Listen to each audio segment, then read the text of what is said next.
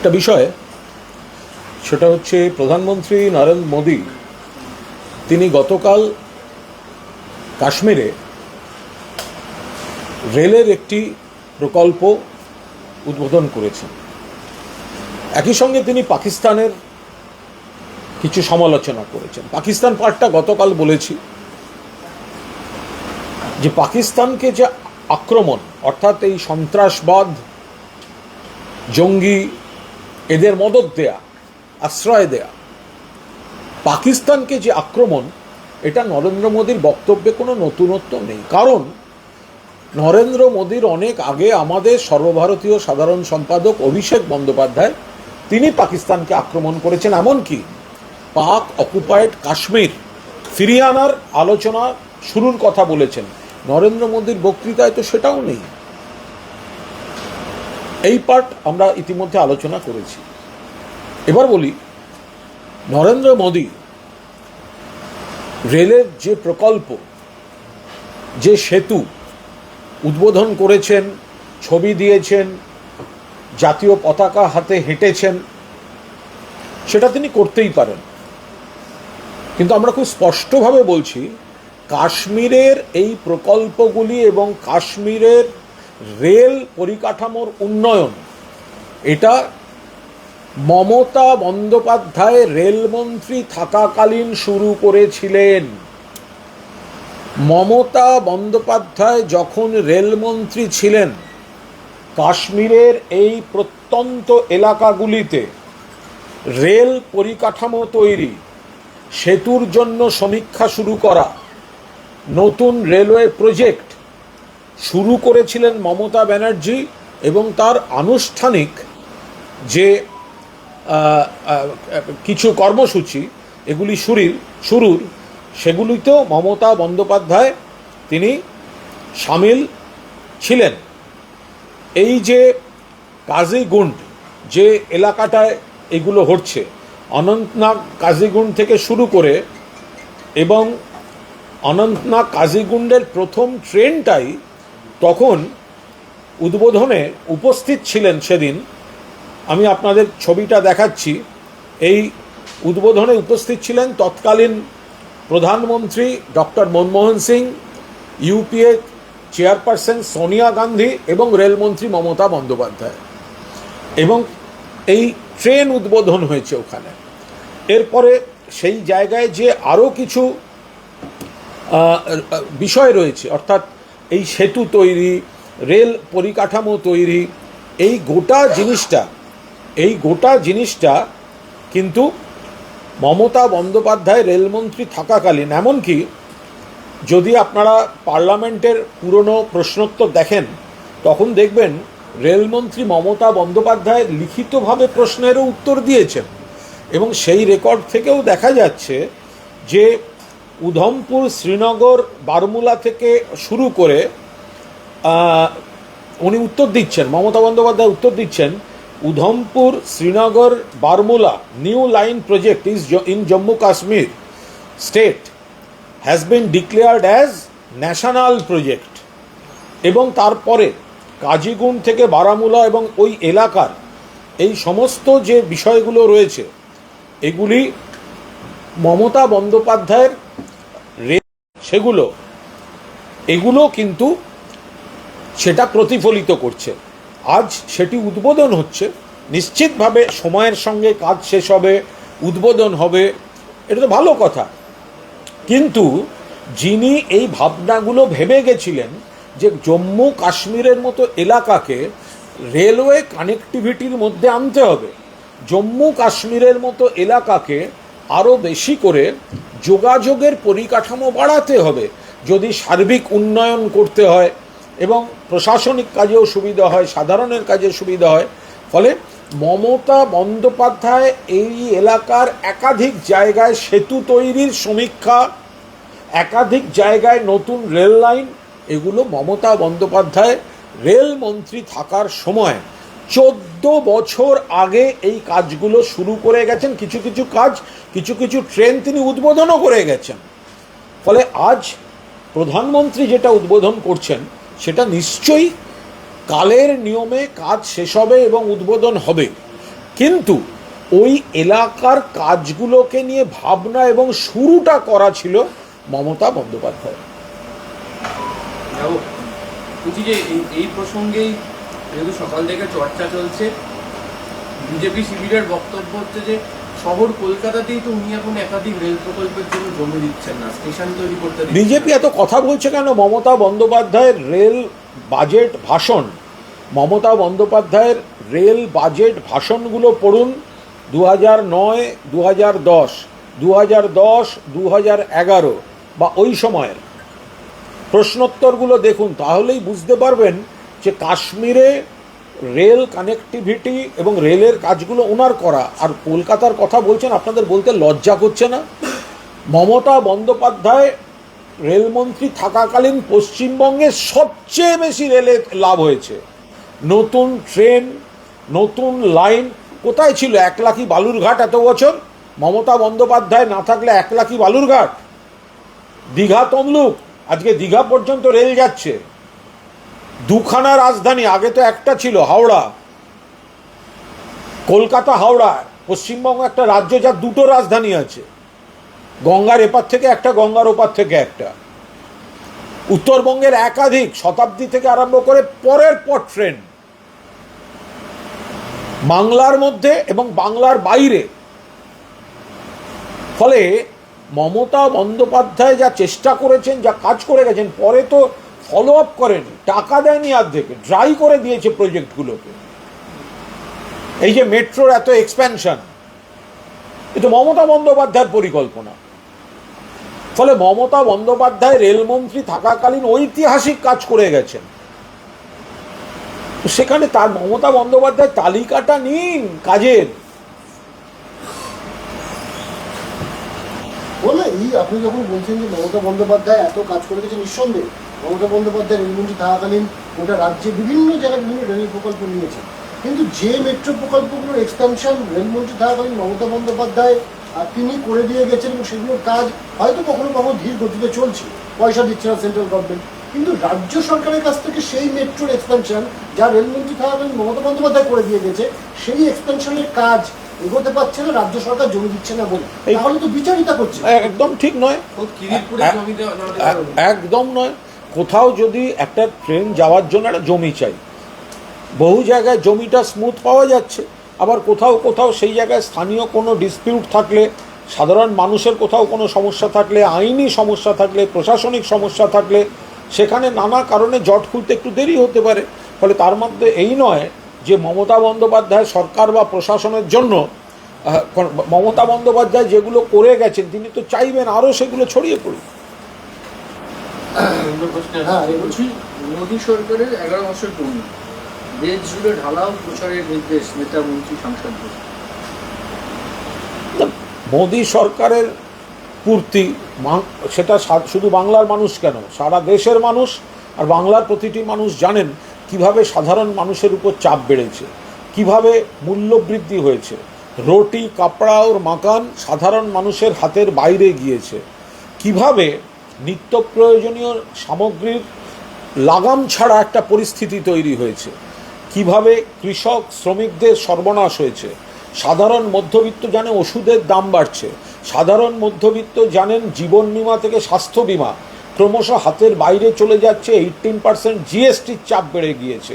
ফলে সাধারণ মানুষ যার যার সঙ্গে জড়িত, পেট্রোল, ডিজেল, কেরোসিন, রান্নার গ্যাস, জীবনদায়ী ওষুধ থেকে শুরু করে অন্য সমস্ত বিষয়ের যেভাবে মূল্য বৃদ্ধি হয়েছে, কর্মসংস্থান সংকোচন হয়েছে, পরিযায়ী শ্রমিকদের সর্বনাশ হয়েছে, বেসরকারীকরণ হয়েছে, ছাঁটাই হয়েছে, বেকারত্ব বেড়ে গিয়েছে, নজর ঘোরাতে ধর্মীয় মেরুকরণ বাড়ানো হয়েছে, যেসব রাজ্যগুলো গণতান্ত্রিকভাবে বিজেপিকে হারিয়েছে তাদের ক্ষেত্রে বৈষম্য এবং প্রতিহিংসা, তাদের প্রাপ্য দেওয়া হচ্ছে না। ফলে এগুলো তারা দেখতে পাচ্ছেন। পশ্চিমবঙ্গ দিবস পালন করতে চলেছে বিজেপি, 20শে জুন পশ্চিমবঙ্গের দিবসের উদযাপন করা হবে। প্রধানমন্ত্রী নরেন্দ্র মোদীকে তারা আনতে চাইছেন এবং তারা এই দেশভাগ রাজ্যভাগটাকে তুলে ধরতে চাইছেন। শুভেন্দুর বক্তব্য হচ্ছে যে ক্ষমতা এলে সরকারি স্বীকৃতি পশ্চিমবঙ্গ দিবস পালন হবে। পশ্চিমবঙ্গ দিবস 1 বৈশাখ বাংলায় এটি স্বীকৃত। বিশিষ্ট শিক্ষাবিদ, বুদ্ধিজীবী, গবেষক সব শ্রেণীর মানুষের মতামত নিয়ে মুখ্যমন্ত্রী সেই জায়গায় সিদ্ধান্ত জানিয়ে দিয়েছেন এবং বিজেপি সম্পূর্ণভাবে অযৌক্তিক একটা দাবি নিয়ে তারা এই ধরনের একটা পশ্চিমবঙ্গ দিবসের কথা বলছে। তার সঙ্গে তাদের দলীয় রাজনীতিটা বেশি আছে। পশ্চিমবঙ্গের অতীত, সংস্কৃতি, ঐতিহ্য, ইতিহাসের সম্পর্ক খুবই কম বা নেই। ফলে যেটা বাস্তব ভিত্তি অনুযায়ী তো সেটা রাখাটাই ভালো। ফলে তারা রাজনীতি করার জন্য করছেন। বলছি যে আপনারা যে ভুয়ো ভোটার সংক্রান্ত অভিযোগ তুলছিলেন, আজকে একটা কলামে রাহুল গান্ধীও সেটাই উল্লেখ করছেন এবং বলছেন যে ম্যাচ ফিক্সিংকে কোন জায়গাতে নিয়ে গেছে মহারাষ্ট্র তার প্রমাণ ছিল। আগামী দিনে বিজেপি একই জিনিস বিহারে করতে পারে। তফাৎটা হচ্ছে রাহুল গান্ধী তার দল গোটা জিনিসটা ঘটে যাওয়ার পর তারা বুঝতে পারেন, আর বাংলায় মমতা বন্দ্যোপাধ্যায় অনেক আগে সেটা ধরে ফেলেন। এইটা হচ্ছে তফাৎটা। এই যে মহারাষ্ট্রে ভুয়ো ভোটার, দিল্লিতে ভুয়ো ভোটার, এই একই খেলা তো বাংলায় হতে গেছে 2026কে লক্ষ্য রেখে। মমতা বন্দ্যোপাধ্যায় ধরে ফেলেছেন, অন্য রাজ্যের ভোটার লিস্ট থেকে আমাদের ভোটার লিস্টে ঢুকিয়ে দেওয়া হচ্ছে। এ তো ধরেছেন এসব কারচুপি। তৃণমূল কংগ্রেস কেন্দ্রের নির্বাচন কমিশনকে প্রতিবাদ জানিয়েছে। তৃণমূল কংগ্রেস নিজেরা পুরো দস্তুর এই ভোটার তালিকার স্ক্রুটিনি বাড়ি বাড়ি গিয়ে শুরু করে দিয়েছে। ফলে যেটা মমতা বন্দ্যোপাধ্যায় দেশের মধ্যে প্রথম এই ভোটার তালিকা কেলেঙ্কারির দিকে আঙুল তুলেছেন, তো আজ কংগ্রেস বলেছে, বলতেই পারে, কিন্তু এই বিষয়টা মমতা বন্দ্যোপাধ্যায় প্রথম এনেছেন। এটা যদি কংগ্রেস মহারাষ্ট্রে ধরতে পারত, এটা যদি কংগ্রেস বা অন্য দল দিল্লিতে ধরতে পারত, তাহলে নির্বাচনী ফলাফলটা অন্য রকম হতো। আর মমতা বন্দ্যোপাধ্যায় এখানে পশ্চিমবঙ্গে চক্রান্তটা হওয়ার সময় ধরে ফেলেছেন। এই প্রসঙ্গেই সুকান্ত মজুমদার বলছেন যে বাংলার ডেমোগ্রাফি চেঞ্জ করানো হচ্ছে এবং তৃণমূল চাপে আছে এবং তৃণমূল সে কারণে অনুপ্রবেশের সংখ্যা বৃদ্ধি করিয়ে দিচ্ছে, তারা বেশি করে। আমি একটা জিনিস বুঝতে পারছি না, এই সুকান্ত মজুমদার এরা কি ভাষায় কথা বললে বুঝবেন? যতবার এরা বলবেন অনুপ্রবেশ, যতবার বলবেন অনুপ্রবেশ হচ্ছে, তার মানে তো আপনাদের বিএসএফ পাহারা দিতে পারছে না সীমান্তটা। সুকান্তবাবু, আপনার বিএসএফ কি আঙুল চুষছে? বিজেপির নেতা বলছে অনুপ্রবেশ, আর বিজেপির হাতে রয়েছে হোম মিনিস্ট্রির বিএসএফ। শুধু বাংলা নয়, কয়েকদিন আগে ত্রিপুরায় ধরা পড়েছে বিজেপি শাসিত রাজ্য। আগরতলা স্টেশন থেকে একটা বড় গ্রুপ ধরা পড়েছে। অনেকে যাচ্ছিল দিল্লি, অনেকে আসছিল পশ্চিমবঙ্গে, ঢুকছে ত্রিপুরা থেকে। পশ্চিমবঙ্গে ধরা পড়লে তখন আপনারা বলবেন পশ্চিমবঙ্গে কেন ধরা পড়লো? আরে মশাই, আপনাদের বিএসএফ বাংলাদেশ সীমান্তটাকে সুরক্ষিত রাখছে না, আপনি বলে যাচ্ছেন অনুপ্রবেশ। অনুব্রত মণ্ডল আর কাজল শেখের যে দ্বন্দ্ব প্রকাশ, সেটা বাড়াবাড়ি জায়গায় যাচ্ছে আস্তে আস্তে। সাঁইথিয়ার ব্লক প্রেসিডেন্ট তিনি অনুব্রত মণ্ডলের বলছেন কাজল শেখের বিরুদ্ধে। দল দেখছে এইটা নিয়ে কোনো না। তৃণমূল একটা বড় পরিবার। মমতা বন্দ্যোপাধ্যায়ের নেতৃত্বে তৃণমূল একটা পরিবার। মমতাদির নেতৃত্বে, অভিষেকের সেনাপতিত্বে তৃণমূল গোটা বাংলায়। ফলে এখানে কোথাও এত বড় দল, এত বড় সংসার, কোথায় কার সঙ্গে একটু কোথাও কোনো মতপার্থক্য এলো, এগুলো কোনো বিষয় না। ওপরে মমতা বন্দ্যোপাধ্যায়ের ছবি, গোটা পার্টি এক। এত বড় পরিবার নিয়ে সুকান্ত মজুমদার বলছেন যে কাজল আর অনুব্রত হচ্ছে চামচা আর বেলচা। আসল লড়াইটা কৃষি বনাম ভাইপোর, কে কাকে ফেলে দেবেন তার ভিত্তিতে লড়াই চলছে। একই সঙ্গে তাহলে সুকান্ত আর দিলীপ কোনটা? সুকান্তবাবুর যে এই যে কথাটা বলছেন চামচা আর বেলচা, সুকান্তবাবু আর দিলীপবাবু কোনটা? সুকান্তবাবু নিজে কোনটা, চামচা না বেলচা? কোনটা পছন্দ? সুকান্তবাবু কোনটা, চামচা না বেলচা? তাহলে দিলীপবাবু সুকান্তবাবুর যে সম্পর্ক, সেটা সুকান্তবাবুর ভাষাতেই যদি বলি চামচা আর বেলচা, তো সুকান্তবাবু প্রথম বলুন, আপনি কি, আপনি চামচা না আপনি বেলচা? অনুব্রত নিয়ে একটা বলবো। অনুব্রত মণ্ডল, বলছি যে অনুব্রত মণ্ডলের যে এই যে সুপ্রিম কোর্টের নির্দেশ অনুযায়ী ঘটনা ঘটলে এফআইআর কপি 24 ঘন্টার মধ্যে অনলাইনে আপলোড করতে হবে। বলতে পারবো না, একদম প্রশাসনিক বিষয়ের মধ্যে কথা বলবো না। আমাকে একটু অন্যরকমভাবে আছে, সেটা হচ্ছে যে অনুব্রত কাণ্ডে যে ছাত্র নেতাকে সাসপেন্ড করা হয়েছে তৃণমূল ছাত্র পরিষদের কারণে, বিক্রমজিৎ, তার বিরুদ্ধে পুলিশ যে এফআইআর করেছে সেই এফআইআর লেখা রয়েছে যে পুলিশের বা পুলিশ কর্মী যাকে হুমকি দেওয়া হয়েছিল তার মর্যাদা হানি হয়েছে। অথচ এখনো পর্যন্ত অনুব্রত মণ্ডলের যে মর্যাদা মানে যে হুমকি তাদের মর্যাদা হানি হয়েছে কিনা পুলিশ বা এফআইআর কী ধরনের করা হয়েছে সে বিষয়ে কোনো তথ্য পুলিশের তরফে সামনে আনা হয়নি। তাহলে কি কোথাও গিয়ে পুলিশের দু রকমের মানে ভূমিকা দেখা যাচ্ছে? একদিকে বিক্রমজিতের তথ্যকে সামনে নিয়ে এসে বলা হচ্ছে পুলিশের মর্যাদা হানি হয়েছে, আর অনুব্রত এত যিনি গালাগালি করলেন তার বিষয়টা সম্পূর্ণ চেপে যাওয়া হচ্ছে। আইন বলে তো দুটো এফআইআর সামনে নিয়ে আসা উচিত। দেখুন, এটা বলতে পারবো না, এটা সম্পূর্ণ পুলিশ প্রশাসনের ব্যাপার। নেট ঠিক ছিল কিনা, সার্ভার ডাউন ছিল কিনা তো জানি না, ফলে ওটা ঠিক কী কারণে কি হয়েছে তো পুলিশরাই বলতে পারবেন, আমি বলতে পারবো। বলছি যে সুকান্ত মজুমদার আরেকটা জিনিস বলছেন যে বাড়িতে কিছু হলে পুলিশ ডাকবেন না, অনুব্রত মণ্ডলকে ডেকে নিন। দেখুন, এগুলো সব মানে অত্যন্ত চটুল সস্তা কথাবার্তা। তাহলে বিজেপির মধ্যেটা আগে সুকান্তবাবু সামলান। একদিকে সুকান্তবাবু, একদিকে দিলীপবাবু, একদিকে শুভেন্দুবাবু, তারা আগে বিজেপির ভেতরটা সামলান, তারপর বাকিটা নিয়ে কথা বলবেন। এক অনুব্রত মণ্ডল 4টি খারাপ কথা বলেছেন, পার্টি নিন্দা করছে, খুব খারাপ কথা বলেছেন, কিন্তু এক অনুব্রত মণ্ডলকে বিজেপি কত ভয় পায় সেটা কিন্তু এই প্যানিক রিয়াকশান থেকে, অনুব্রত মণ্ডল নাম শুনলেই যে প্যানিক রিয়াকশান হয় সেটা থেকে স্পষ্ট। অনুব্রত মণ্ডলের খারাপ কথা কেউ সমর্থন করছেন, আমরা নিন্দা করছি, পার্টি নিন্দা করেছে বলেই 4 ঘন্টার মধ্যে প্রকাশ্যে ক্ষমা চাইতে বলা হয়েছে। কিন্তু অনুব্রত নামটা যে বিরোধীদের কাছে একটা প্যানিক রিয়াকশান তৈরি করে সেটা এনাদের এই প্রত্যেকের মুখের ভাষা শুনলেই বোঝা যাচ্ছে।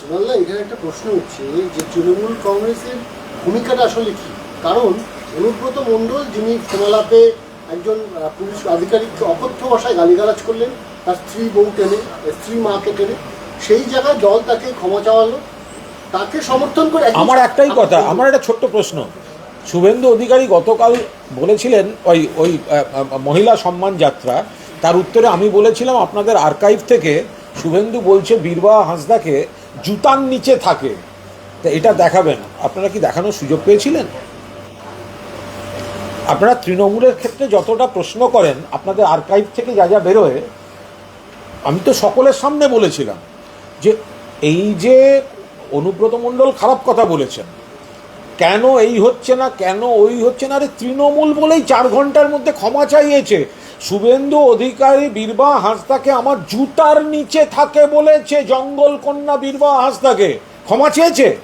আপনাদের রিপোর্টিং কোথায় ছিল? আপনাদের প্যাকেজিং আর্কাইভ এখন কোথায় থাকে? আপনাদের প্রশ্ন কোথায় থাকে? শুভেন্দু অধিকারীকে জিজ্ঞাসা করেছেন যে যখন বলেছিলেন বীরবাহা হাঁসদা জুতার নিচে থাকে, আপনি তারপর ক্ষমা চেয়েছেন কিনা? আপনারা অনুব্রত মণ্ডলের এফআইআর নিয়ে কথা বলছেন, শুভেন্দু অধিকারীর বিরুদ্ধে কেন এফআইআর হয়নি বা হলে কি কি ছিল সেগুলো নিয়ে কোনোদিন দেখিয়েছেন? হয়েছে হয়তো, দেখুন না, পুলিশে হয়েছে তো, ছিল তো, পুলিশ কি ব্যবস্থা নিয়েছে? যা যা ব্যবস্থা নিয়েছে। ঘুরে বেড়াচ্ছে বাইরে, একজন মহিলাকে অপমান করে। থানাকে জিজ্ঞেস করুন তো। তাহলে যিনি বলেছিলেন তিনি কি প্রকাশ্যে ক্ষমা চেয়েছেন? তৃণমূল তো এটা অন্তত বলেছে প্রকাশ্য বিবৃতি দিয়ে যে তৃণমূল কংগ্রেস সমর্থন করে না, নিন্দা করে, ক্ষমা চাইতে হবে। শুভেন্দুবাবুর ক্ষেত্রে বিজেপি কোনো স্টেটমেন্ট দিয়েছিল? জুতা প্রশ্নটা সেটা নয়, সেটা নয়, কারণ আপনার অসুবিধা হচ্ছে। তাই প্রশ্নটা হচ্ছে যে বিক্রমজিৎকে যদি প্রশ্নটা হচ্ছে যদি বীরবাহা হাঁসদার ক্ষেত্রে জুতার নিচে থাকে পড়ার পর যদি ও ক্ষমা না চায়, তাহলে সেই প্রশ্নটা আপনারা কেন মিডিয়ার বিজেপিকে জিজ্ঞাসা করেন না? আপনি সেইটাকে ছেড়ে এসে এখন কেন জিজ্ঞাসা করছেন? কারণ আপনার লাইনে আমায় কেন উত্তর দিতে হবে? তাহলে আমার উত্তরটা কেন আপনারা দেখাবেন না? একটা প্রশ্ন রাখি এই প্রসঙ্গে। চন্দ্রিমা ভট্টাচার্যরা মুখ্যমন্ত্রীকে অসম্মান এই ইস্যুতে গতকাল রাস্তায় নেমেছেন। মহিলা অসম্মান এই ইস্যুকে সামনে রেখে শুভেন্দুবাবু 9 জুন এবং 16 জুন বিজেপি রাস্তায় নামছেন, শুভেন্দুবাবু রাস্তায় নামছেন। বলেছি তো, নাবার আগে তো ওনার প্রকাশ্যে বিবৃতি দিয়ে ক্ষমা চাওয়া উচিত। যেটা অনুব্রতবাবুর ক্ষেত্রে আমরা বলেছি, সেটা ওনার ক্ষেত্রে আমরা তো বলছি। ক্ষমা চান আগে বীরবাহা হাঁসদার কাছে, তারপর মহিলাদের সম্মান নিয়ে এইসব আপনি পদযাত্রা অমুক তমুক করতে যাবেন, আপনাদের মুখে শোভা পায়। বিজেপির যে নেতা জঙ্গল কন্যা রাজ্যের মন্ত্রী, আদিবাসী কন্যা বীরবাহা হাঁসদাকে বলছে আমার জুতার নিচে থাকে, ক্ষমা চায়নি, সে অনুব্রত মণ্ডল নিয়ে মিছিল করবে, এই দ্বিচারিতা। আর এটা বাংলার মিডিয়া সহ্য করছে। বলছি যে নারী সম্মান যাত্রা শেষ হলে বিজেপি এবার ওবিসি যাত্রা শুরু করবে, ওবিসি অধিকার যাত্রা। দিলীপবাবু শুরু করবেন দিলীপ অধিকার যাত্রা। বিজেপি যদি এসব অধিকার যাত্রা করতে যায়, প্রথম তো দিলীপ ঘোষ শুনছি শুরু করবেন দিলীপ ঘোষ অধিকার যাত্রা। পার্টিতে ওনাকে কোণঠাসা করছে, পার্টি ওনাকে, উনি হিন্দু হওয়া সত্ত্বেও পার্টির যারা হিন্দু বলে তাকে অপমান করছে ইত্যাদি করছে। এসব ওদের ভেতর থেকেই তো এইসব কথা শোনা যাচ্ছে। আগে ঘর সামলা। ওবিসি নিয়ে বেশি করে স্পেস দেওয়ার চেষ্টা করছে। ওরা কখনো হিন্দুর কথা বলবে, কখনো অমুকের কথা বলবে, ওরা শুধু রুটি কাপড়ার মাকানটা বলে না, বাংলার প্রাপ্যটা দেওয়ার কথা বলে না, বাংলার গরিব মানুষের কথা বলে না। ফলে ওরা মানুষকে কনফিউজ করার জন্য যেগুলো করছে, ওবিসিদের জন্য যা যা করার মুখ্যমন্ত্রী মমতা বন্দ্যোপাধ্যায় করছেন। দাদা, বিশ্বভারতীর প্রাক্তন উপাচার্য বিদ্যুৎ চক্রবর্তী দাবি করছেন অনুব্রত মণ্ডলের মাথায় হাত রয়েছে মুখ্যমন্ত্রীর এবং শাসক দলের, তার জন্য এখনো পর্যন্ত গ্রেপ্তার এবং ওনার বক্তব্য, ওনাকেও ফোন করে নাকি প্রচুর গালাগালি মা বাবার থেকে। এখন কেন কখন উনি কি বলছেন আমি বলতে পারবো না। ওনাকে নিয়েই তো হাজার বিতর্ক ছিল, ওনাকে নিয়ে হাজার বিতর্ক ছিল। ওনাকে নিয়ে আমি কোনো প্রশ্নের আমি উত্তর দেবো না। উনি ওনার কথা বলেছেন, ওনাকে নিয়ে যার বিরুদ্ধে হাজার অভিযোগ, হাজার বিতর্ক ছিল। নোবেল জয়ী গর্বের আমাদের অমর্ত্য সেন, তাকে উনি অপমান করতে গেছিলেন। ওনার মাথায় কাদের হাত ছিল? উনি তো একটা রাজনৈতিক উদ্দেশ্য প্রণোদিতভাবে চলেছেন কি না সেটা নিয়েই বিতর্ক আছে। তো উনি আবার কি বলছেন? শওকত মোল্লা বলছেন যে বিএলআর অফিস রয়েছে গুরুর বাসা, এখানে দালাল চক্র ভর্তি। হ্যাঁ, হ্যাঁ।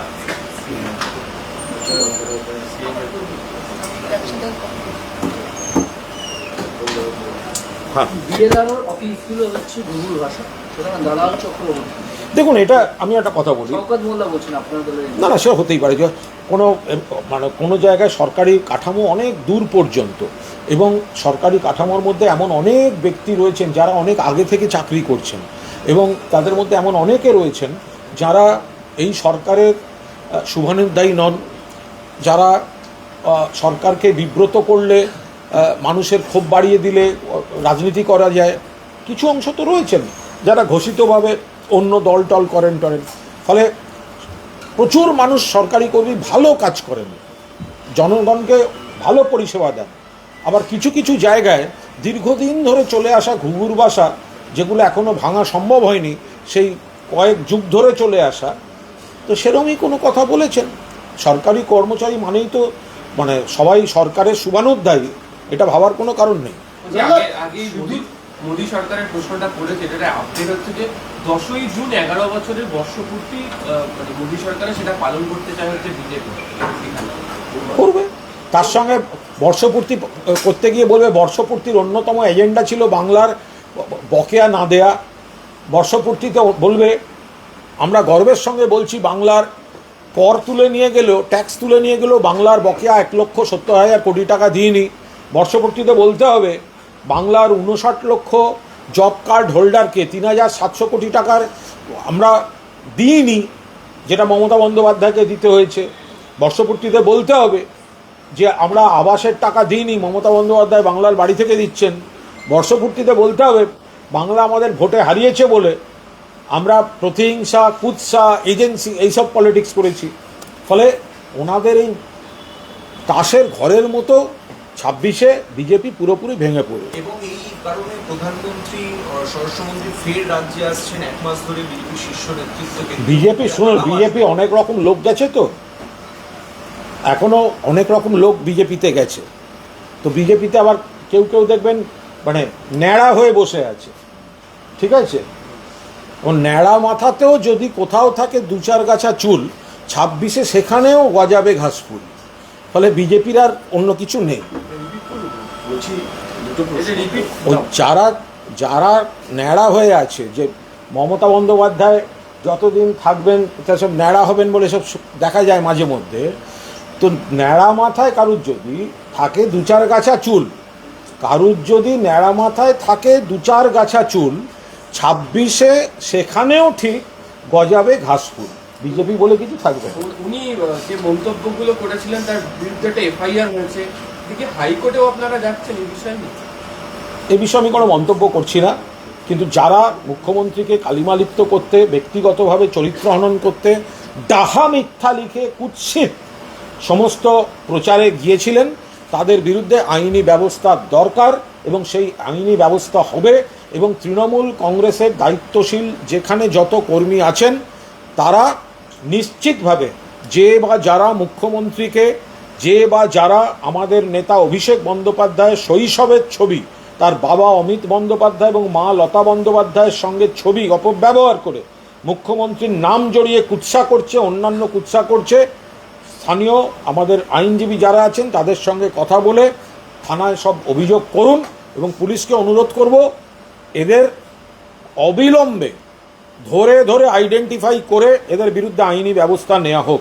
আল্লাহ, সেটা হচ্ছে যে সিঁদুর যে অপারেশন, সেই সিঁদুর অপারেশনের আজকে 1 মাস পূর্ণ হলো এবং এই পরিস্থিতিতে পাণ্ডবেশ্বরের এমএলএ যে বক্তব্য রেখেছিলেন আমরা তো সারা রাজ্যের বিভিন্ন থানায় থানায় এফআইআর করা হচ্ছে, কার্যত একটা রাজনৈতিক বিতর্ক তৈরি করা হচ্ছে। এটাকে কি বলবেন?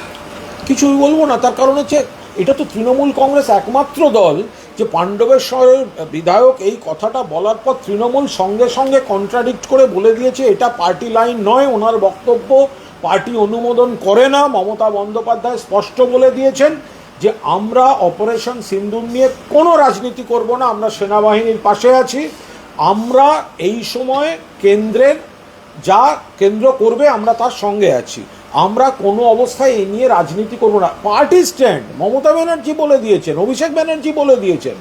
এরপরে ব্যক্তিগতভাবে যদি কেউ বলেন, আমরা সেটা সম্পূর্ণভাবে ডিজোন করেছি। এই অবাঞ্ছিত মন্তব্য আমরা জানিয়ে দিয়েছি, এর সঙ্গে পার্টি লাইনের সম্পর্ক। এইটা বিজেপি করে দেখাক না, এটাও তো অন্য কেউ করতে পারছে না। আমাদের কেউ পার্টি লাইনের বাইরে কথা বললে তৃণমূল তো সঙ্গে সঙ্গে কন্ট্রাডিকশন দিচ্ছে। বিজেপি কখনো ম্যাডাম কুরেশিকে নিয়ে মন্তব্য করছে, ওদের কেউ কেউ সোশ্যাল মিডিয়া বা ইত্যাদি, কখনো ওটা থেকে রাজনৈতিক ফায়দা তোলার চেষ্টা চলছে, কখনো সিঁদুরকে একটা অন্যভাবে ব্যবহার হচ্ছে, কখনো এই হচ্ছে। তো বিজেপিতে তো এসবের বালাই নেই, কিন্তু তৃণমূলের স্ট্যান্ড যে অপারেশন সিঁদুর নিয়ে আমরা রাজনীতি করব না, হয়ে গেল। এরপরে কে এমএলএ কোথায় কি বলেছে, আসছে কোথায় এসব আলোচনা। আদালত অবমাননার জন্য আপনার মধ্যে যে রুল জারি হয়েছিল, আজকে আপনি মানিকতলা থানা মারফত কি নোটিশ পেয়েছেন?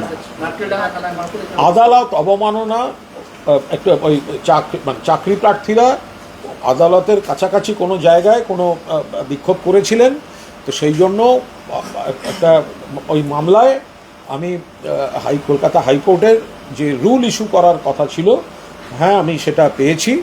আমি আমার স্থানীয় থানা মারফত ওটি আমাকে দেওয়া হয়েছে, আমি সেটা পড়েছি এবং সেখানে যা যা অভিযোগ লেখা আছে চিঠিটিতে আমি দেখেছি। আমাকে বলা হয়েছে 16ই জুন বেলা 12:30টায় 3 মাননীয় বিচারপতির যে বিশেষ বেঞ্চ ঠিক 12:30টায় সশরীরে উপস্থিত থেকে উত্তর দিতে এবং আদালতের অনুমতি ছাড়া আদালত থেকে না বেরোতে।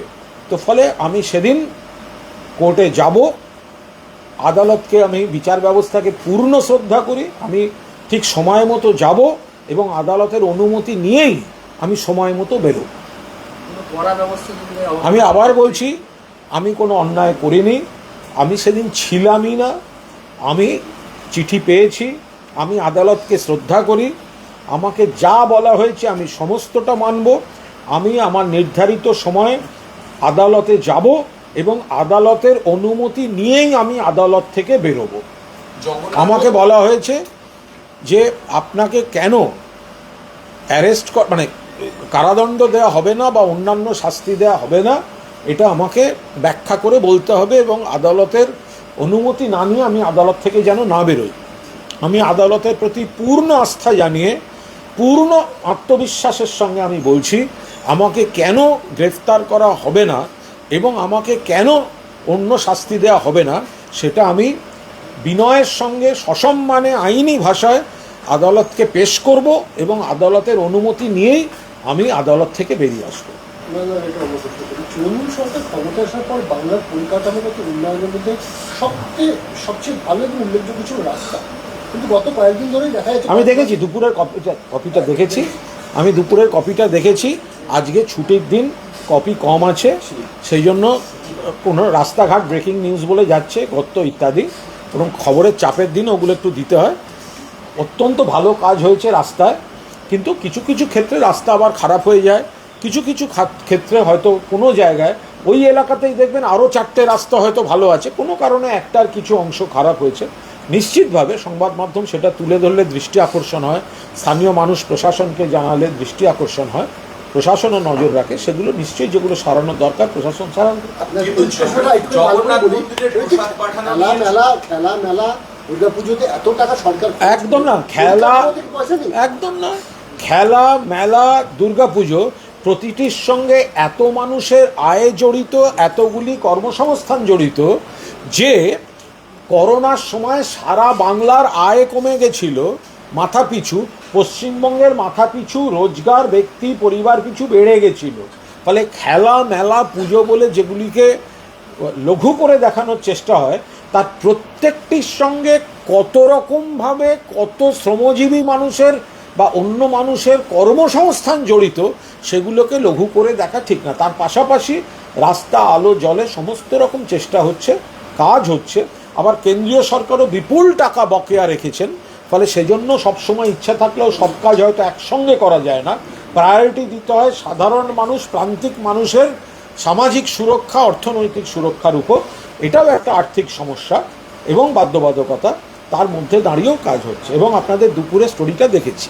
গত বছর ময়দানে হয়েছিল লক্ষ কণ্ঠে গীতা পাঠ, আবার 26-এর আগে 5 লক্ষ কণ্ঠে গীতা পাঠের আয়োজন করা হচ্ছে।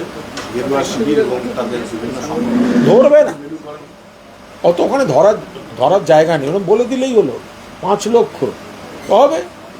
গীতা পাঠ মানে কি? গীতা পাঠ করবেন, গীতা পাঠের সঙ্গে রাজনীতি মেশাচ্ছেন কেন? গীতায় কি আছে? মানে গীতায় তো একটা পরম শ্রদ্ধেয় ব্যাপার, ভগবান শ্রীকৃষ্ণের জীবন দর্শন হচ্ছে গীতা। তো গীতা পাঠ কেউ করবে না তো ভালো। গীতা মানে তো মহাভারতের একটা গুরুত্বপূর্ণ অংশ, যেখানে শ্রীকৃষ্ণ অর্জুনকে বলছেন। আর মহাভারত মানে হচ্ছে পাণ্ডবদের জয়, কৌরবদের পরাজয়, তৃণমূলের জয়, বিজেপির পরাজয়, মমতা ব্যানার্জির জয়, আর ওই সিপিএম কংগ্রেস বিজেপির পরাজয়। তো সেগুলো হবে। যারা গীতা পাঠ করবেন তারাই উন্নয়নের স্বার্থে নিজের জীবনের অভিজ্ঞতা থেকে ভোট দেবেন। সেটা যে মহেশতলা কারখানায় যে নাবালক তাকে নির্যাতন করা হয়েছিল, সেই ঘটনায় ইতিমধ্যে পুলিশ 5 জনকে গ্রেপ্তার করেছে। খুব ভালো কাজ করেছে পুলিশ। কিন্তু যে নাবালকটি নিখোঁজ 9 দিন ধরে, তার এখনো পর্যন্ত বেঁচে আছে কিনা এই তথ্য পুলিশ দিতে পারছে। এইটা কিন্তু খুব মানে আমরা সবাই, পুলিশও আপ্রাণ চেষ্টা করছে এবং আমরাও গোটা বিষয়টা সকলেই আমরা অত্যন্ত কৌতূহল এবং উদ্বেগের সঙ্গে লক্ষ্য রাখছি। আমরা আশা করি পুলিশ সফল হবে, পুলিশ দক্ষতার সঙ্গে কাজ করছে, চূড়ান্ত সিরিয়াসনেসের সঙ্গে কাজ করছে। আমরা আশা করি খুব শীঘ্রই বিষয়টার সম্পর্কে একটা মানে বিষয় জানা যাবে। এই প্রসঙ্গে গতকালই শুভেন্দু বলেছিলেন যে এটা হচ্ছে ডামাডামা মডেল। আজ সুকান্ত বলছেন যে আমরা দক্ষিণ দিনাজপুরে তখনই ছেলেটির বাড়িতে যাব, সেখানে উদ্যোগী হব এবং প্রতিবাদে সামিল হব, পরিবারের পাশে দাঁড়াবো। এবং পরিবারের পাশে আমরা সবাই আছি, পুলিশ প্রশাসনও আছে। এখন যে খোঁজটা চলছে সেই খোঁজটা পুলিশ প্রশাসন তারা করছেন, তাদের সেই সময়টা দিন। এরকম অনেক কিছু হয়েছে যে অনেকের ক্ষেত্রে এরকম পুলিশ তো ধরে এনেছে বা পুলিশ সন্ধান পেয়েছে। তো এখানেও নিশ্চিতভাবে পুলিশ কাজ করছে, প্রশাসন কাজ করছে। ফলে এর মধ্যে রাজনীতি ঢুকিয়ে লাভ নেই, এই ঘটনার সঙ্গে রাজনীতির কোনো সম্পর্ক নেই। গুজরাটে যে বাচ্চা ছেলেটি বিজেপি শাসিত রাজ্যে সেখানে গিয়ে অত্যাচারিত হচ্ছিল, সেই প্রসঙ্গে এটাও উঠে আসছে যে কাল্লার বাচ্চা এবং সে ছোট নাবালক, সে হচ্ছে শ্রমিক, শিশু শ্রমিক, তাকে যেতে হলো গুজরাটে। পরিযায়ী শ্রমিকের তথ্যটা আবার খাড়া করা হচ্ছে বিজেপির তরফে। মহেশতলার ক্ষেত্রেও তাই। আমি আরেক জিনিস বুঝতে পারছি না, কিছুতেই বুঝতে পারছি না, এই যে বিজেপি বলে অন্য রাজ্যে কেন বাংলার লোকজন কাজ করতে বা চাকরি সূত্রে বা সেখানে যায় কেন? আরে বাংলায় অন্য রাজ্যের যে এতগুলি মানুষ আছে তার কি হবে? তাহলে তারা ফিরেই যান সবাই, সেই জায়গাগুলো ফাঁকা হবে, বাংলার ছেলেরা ফিরে আসবে। তো ভিন রাজ্য থেকে বাংলায় যে এত মানুষ কাজ করতে আসছেন, তো সেটা পরিযায়ী হচ্ছে না। বাংলা থেকে কি নতুন যাচ্ছেন নাকি কেউ কাজ করতে? হয়তো এরম হয় যে একটা এলাকার সবাই হয়তো ওখানে যায়, হয় আবার অনেকে বংশানুক্রমিক যায়, অনেকে একটা কাজ করতে করতে আর একটা চাকরির সুযোগ তৈরি হলো, এলাকা থেকে আত্মীয় কাউকে নিয়ে গেল, এভাবে হয়। কিন্তু আপনারা যদি বলেন বাংলা থেকে কেন যাচ্ছে, কি হঠাৎ যাচ্ছে নাকি? বাংলা থেকে যদি আইটির এত ছেলে মেয়ে বাইরে গেছে, কেন গেছে? সিপিএম পশ্চিমবঙ্গে কম্পিউটার ঢুকতে দেবো না, ইংরেজি তুলে দেবো বলেছিল।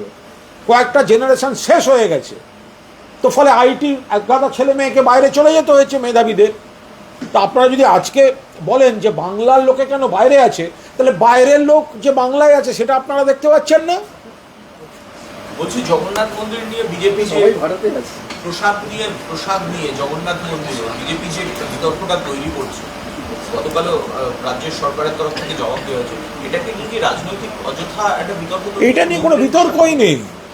শুভেন্দুবাবুর বাড়ির থেকে 30 কিলোমিটার দূর, এখনো প্রণাম করতে যাওয়ার সময় হলো না, শুধু প্রথম দিন থেকে কুৎসা করে গেলেন। ইন্দ্রনীল সেন তো কাল সাংবাদিক বৈঠক করে পরিষ্কার বলে দিয়েছেন, বাড়ি বাড়ি যেটা যাবে সেটা জগন্নাথ মন্দিরের প্রসাদ, দীঘার প্রসাদই যাবে। এবার প্রসাদটা কিভাবে যাবে সেটাও তো পরিষ্কারভাবে ইন্দ্রনীল সেন বলে দিয়েছেন।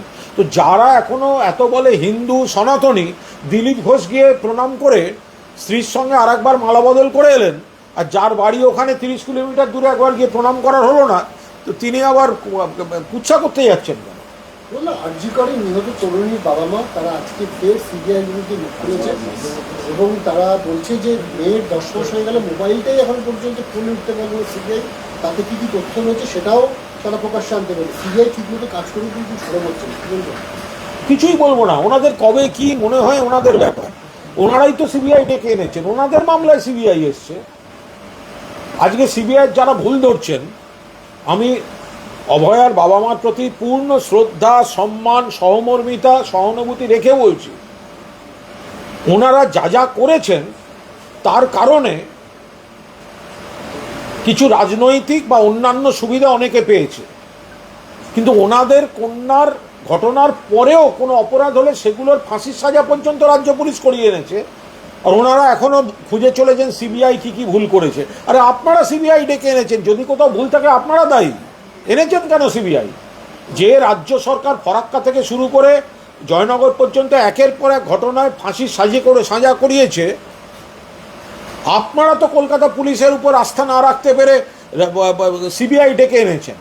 আপনারা তখন বলেছেন, আপনারা যেসব রাজনৈতিক লোকদের কথায় চলেন, আপনাদের মেয়েকে ভাঙিয়ে কে তার রুটিন চাকরি বদলি আটকাচ্ছে, আপনাদের মেয়েকে ভাঙিয়ে কে কিউআর কোডে টাকা তুলছে, আপনাদের মেয়েকে ভাঙিয়ে কে কোথায় মুখ দেখিয়ে জনপ্রিয় হচ্ছে, এখন আপনারা তাদের ট্র্যাপে পা দিয়েছেন।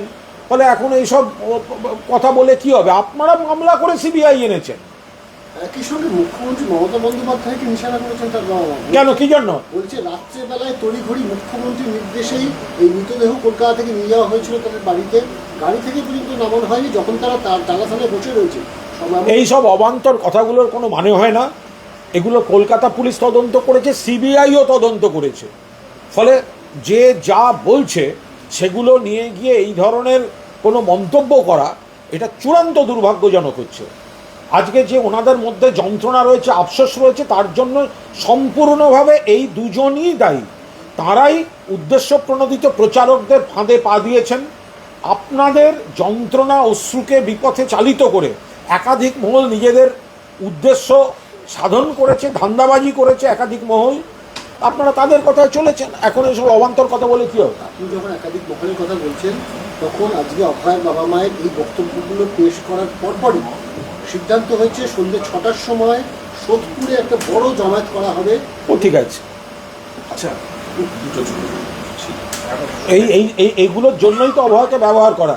আপনি দেখবেন ওখানে কারা যাবে, যারা যাবে তারা দুদিন বাদে গিয়ে বলবে আমরা জমায়েত করেছি বলে আমাদের বদলি করা হয়েছে।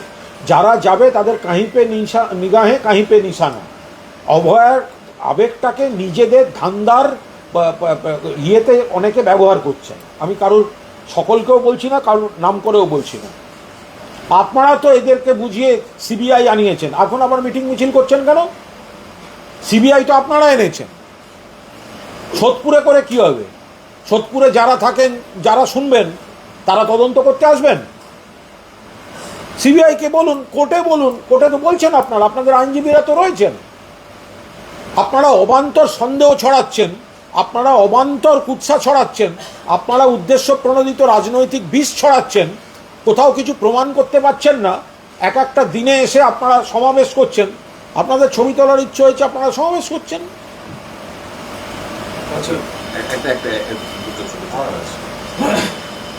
বলছি কাকদ্বীপের ভোটার তালিকায় দেখা যাচ্ছে যে বাংলাদেশের অগাস্ট আন্দোলনের একজন নাগরিক, ওনার নাম হচ্ছে নিউটন দাস, যার সঙ্গে স্থানীয় শাসক দলের বহু ছবি রয়েছে নেতাদের। ও বোঝা মুশকিল। একটা পাড়ায় যদি কেউ এসে ঢোকে, আমার পাড়ায় একজন একটা বাড়ি কিনে এসে ঢুকছে, আমি কি করে জানবো সে কেউ কোথার থেকে এসে ঢুকছে? সে যদি বিএসএফ ছেড়ে দেয় বা সে যদি মানে জলপথে, স্থলপথে বা অন্তরিক্ষে কোনোভাবে কলকাতায় এসে ঢুকে বসে থাকে, তা কোনোভাবে যদি আমার পাড়ায় কেউ কোনো বাড়ি কিনে আসে, তো আমার সঙ্গে দেখা হলে আমি আলাপ করবো। আমি কি তার প্রথমেই ঠিকুজি কুষ্টি জানতে যাবো নাকি? আজব কথা। বাইরের লোক যদি ঢুকে থাকে তার পুরো দায়িত্ব বিজেপি আর বিএসএফের। অনুব্রত মণ্ডলের গ্রেপ্তারের দাবিতে ছবিতে জুতোর মালা করে রাস্তা অবরোধ করলো হাওড়ায় সিপিএমের মহিলা সংগঠন। তা এরা কোথায় থাকেন? এই যে সিপিএমের মহিলা সংগঠন, এরা কোথায় থাকেন যখন বানতলায় অনিতা দেওয়ান ধর্ষণ এবং খুনের পর এই জ্যোতি বসু বলেছিলেন এরকম তো কতই হয়। সিপিএমের মহিলা কমরেডদের বলছি, জ্যোতি বসুর ছবিতে একটা জুতোর মালা পরান না। আপনাদের জ্যোতি বসু ছিলেন তো, অনিতা দেওয়ান ধর্ষণ এবং খুনের পর বলেছিল এরকম তো কতই হয়। কি করেছিলেন তখন? কেন জ্যোতি বসুর গলায় জুতোর মালা পরাননি? যখন বিজন সেতুতে আপনাদের ক্যাডাররা 17 জন আনন্দমার্গী সন্ন্যাসীকে খুন করেছিলেন প্রকাশ্যে, তার মধ্যে 2 জন মহিলা ছিলেন, কোথায় ছিল আপনাদের জুতোর মালা? যখন ওই নেতাইতে গুলি করে 4 জন গৃহবধূকে হত্যা করেছিল সিপিএমের হারমাদরা, কোথায় ছিল আপনাদের জুতোর মালা? বলছি আমি আলাদা করে নিয়ে আসবো? না, কিছু না, বলে ফেলো। হ্যাঁ, বলছি যে এবার তৃণমূলের বিরুদ্ধে তৃণমূল সরব হলো মালদায়। তাদের অভিযোগ হচ্ছে যে বন্যা বিপর্যস্তদের খিচুড়ি খাওয়ানোর যে বরাদ্দ টাকা, সেই টাকাও মানে লুট করা হয়েছে। এটা কোনো কথার কথা হলো? কোথায় কি হয়েছে, আদৌ হয়েছে কি না, একটা কথা বলে দিল তার উত্তর দিতে হবে, এর কোনো মানে আছে নাকি? ধন্যবাদ।